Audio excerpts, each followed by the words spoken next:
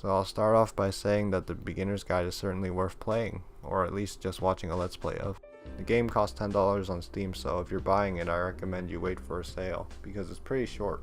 It's an experience you should enjoy without any spoilers. I don't recommend watching this video until you've seen everything that the beginner's guide has to offer. Davey Wreden's The Beginner's Guide is unique in many ways. Sure, it's another game in the walking simulator genre, but it successfully blurs the line between fact and fiction in an interesting way.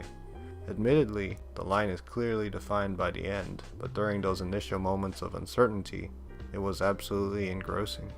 Davey Wreden was part of the team that created the Stanley Parable. I've only played the free version and I found it to be a refreshing experience. The meta nature of the beginner's guide rapidly grows over time as the narrator starts revealing more about his friend Coda. As the game's narrator, Davey does an excellent job convincing the player of who Coda is based on the games he's created. The relationship between Davey and Coda was definitely convincing. It felt very genuine when experiencing the game on the first playthrough.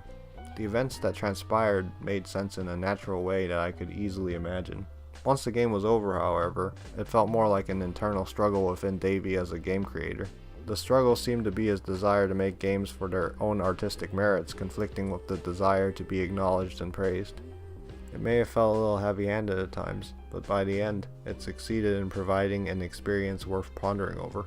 The story was engrossing due to how realistic the characters felt. The game successfully simulated a guy talking about his friend in a very down-to-earth manner. It was pushed even further when Davey started explaining the technicalities behind the Source engine. One of my favorite things about the game was the way that Davey's questionable personality was foreshadowed in a multitude of dialogue lines. His strange desire to know someone through the games they've created was the first hint. Initially, it sounded like a neat concept, but the narrator pushed it way too far. The way Davey streamlined Coda's games by skipping over content was also a red flag. When I ran into those situations, it felt acceptable, as the narration convinced me that those parts weren't worth my time. Davey allowed us to invade Coda's personal space in the form of the room connected by the long set of stairs. I like how the room had all these game ideas that were being brainstormed. In a way, it seemed to be Coda's thought process in video game form. The part where Coda calls out how Davey added those lampposts was a twist that made sense in two ways. One would be Davey literally adding those lamppost models at the end of each level in order to provide a sense of closure. The second would be Davey pushing Coda to provide proper endings to each game. It was also outright said that Davey altered the house cleaning game so that it would eventually end. Doing so absolutely changes the meaning of the game in a way that fits Davey's narrative. Davey would be the Activision to Coda's Blizzard. The fact that Davey showed the game off to his friends felt normal at first. I assumed Davey asked Coda for permission, but it turned out that that wasn't the case at all.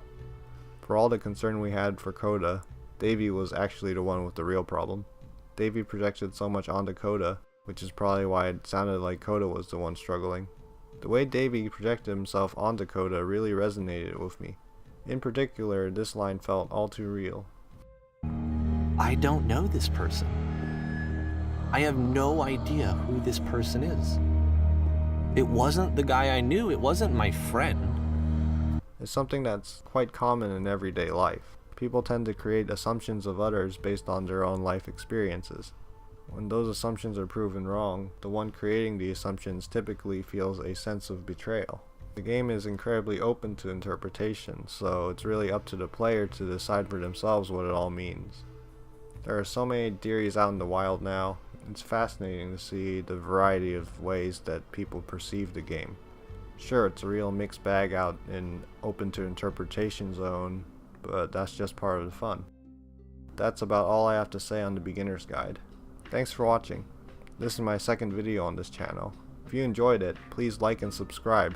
If there's a specific game you think I should review, or if you have any suggestions, just leave a comment and I'll consider it.